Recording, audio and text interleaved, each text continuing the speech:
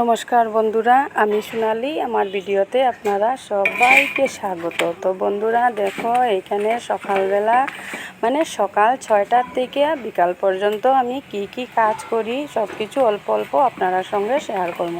তো এই যে দেখো, প্রথম সকালবেলায় বেগুন আলু ভাজা আর সঙ্গে রুটি।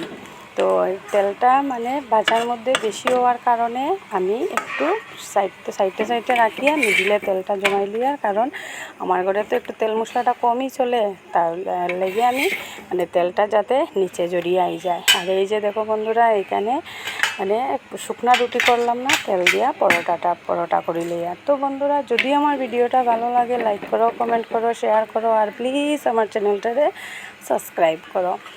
আর বন্ধুরা, আমি সব সময় চেষ্টা করি যে আপনাদের সঙ্গে ভালো ভালো ভিডিও শেয়ার করার, কিন্তু সব সময় তো একরকম ভিডিও কেউ দেখতে চায় না বা ভালোও লাগে না।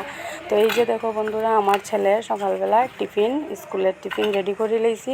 কলা, বেগুন আলু ভাজা আর সঙ্গে রুটি। তো টিফিনটা রেডি করে লইয়ার ছেলে স্কুলে যাইব গিয়া, মেয়েও স্কুলে যাইব গিয়ে। আর দেখো, টিফিনটা রেডি করি আমি তারা দিলাই। তো তখন তার স্কুলে যাওয়ার টাইম।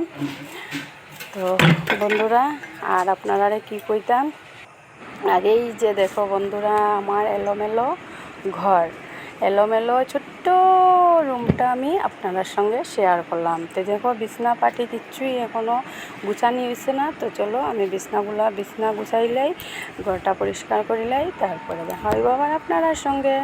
তো এই যে দেখো বন্ধুরা, আমার ছেলে আর্ট করছে, মানে ড্রয়িং। আর্টটা কীরকম হয়েছে কমেন্টে অবশ্যই জানাইবা। ছোট্ট মানুষ, ছোট্ট হাতে যতটুকুই করছে খুব সুন্দর। আর এখানে বন্ধুরা, এই যে পটল আলু একটা ঝোল করবো, আর এখানে বাঁধাকপি ভাজা সঙ্গে ডাল। তো চলো দুপুরে রান্না বাড়াটা শেষ করিলাই। আর এই যে দেখো বন্ধুরা, এক গাদা বাসন, এগুলা পরিষ্কার করিয়া নিয়ে রাখছি। আর এখন ঘরটা ঝাড়ু দিলাই। তো বন্ধুরা, আপনারা কইতে পারেন যে দিদিভাই আপনার ঘরটা অন্ধকার কেনে? তো এখানে কারেন্টের একটু প্রবলেম, যেহেতু বৃষ্টি তুফান চলে, হঠাৎ করে বৃষ্টি আই যায়, তুফান আই যায়, তার লেগে 2 দিন থেকে কারেন্টের একটু অসুবিধা। তার লেগে আমার ঘরটা আর আমার রুমটা একটু মিডিলে, দুই সাইডে 2টা রুম, এর লেগে একটু অন্ধকার। তো চলো ঘরটা ঝাড়ু দেওয়া হয়ে যাক।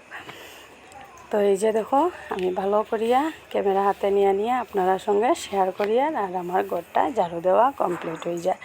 তো এই যে দেখো বন্ধুরা, ঘর দুয়ার পুরা পরিষ্কার করে নিলাম, বিছনা গুছানি, ঘর গুছানি, কাপড় গুছানি, সব এলোমেলো সব ঠিক করলাম।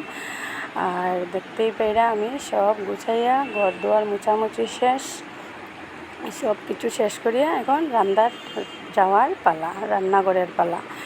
তো আস্তে আস্তে রান্নাঘরে যাই, গিয়ে কী রান্না করি আপনার সঙ্গে তো আগেই একবার শেয়ার করলাম।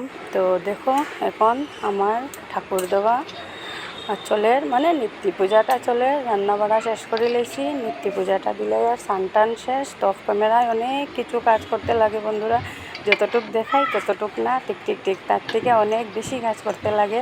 সকাল 6টার থেকে রাত 10টা অবধি আমরার কাজ চলতেই থাকে।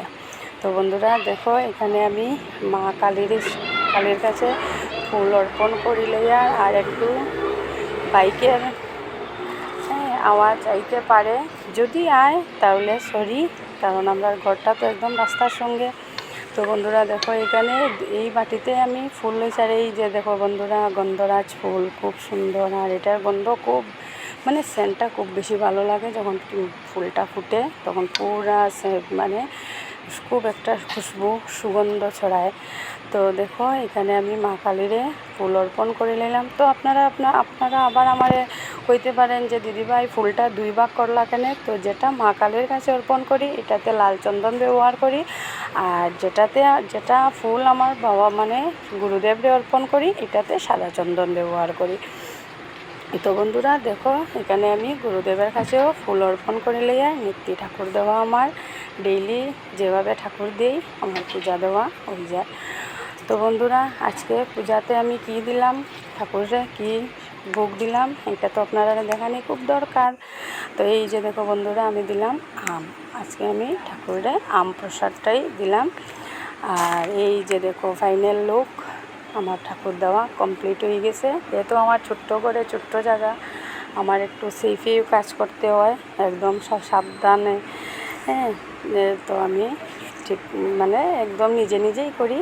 আর এই যে দেখো বন্ধুরা, আমার রান্না বাড়া দুপুরের, আর পটল আলুর তরকারি, আর ভাত, ডাল, বাঁধাকপি ভাজা, আর এই যে সকালবেলার বেগুন আলু ভাজা। তো আজকের জন্য এতটুকুই, টাটা।